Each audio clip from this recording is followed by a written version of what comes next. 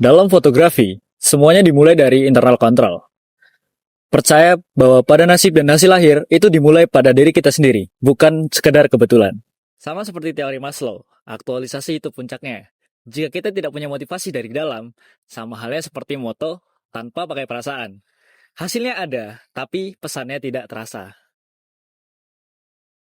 Komunikasi efektif itu kayak saat manggung. Pas presentasi, kamu nggak perlu buang-buang waktu atau memulainya dengan minta maaf.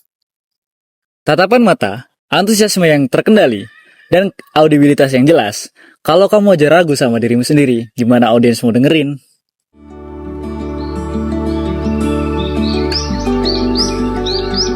Tapi sehebat apapun presentasinya, kalau kita pas turun panggung kita arogan, hancur udah.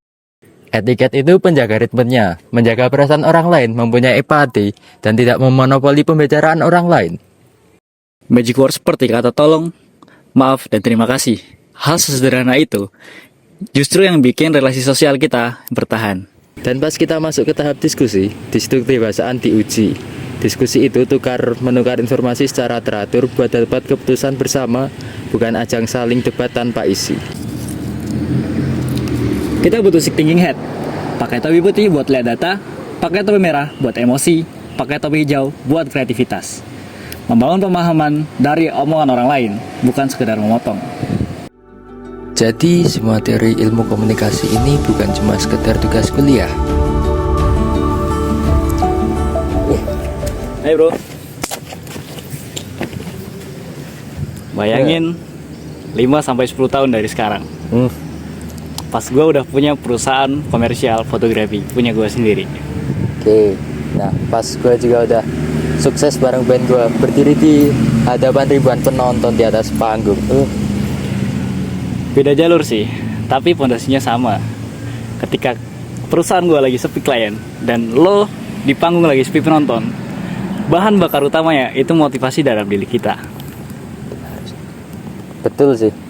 Dan pas lo harus pitching portofolio ke brand besar, presentasi yang efektif bakal kepakai banget sih.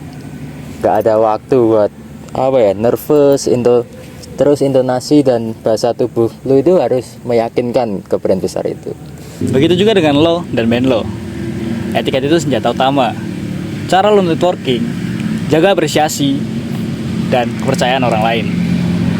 Ya sih, dan buat kita berdua, kemampuan diskusi itu kuncinya.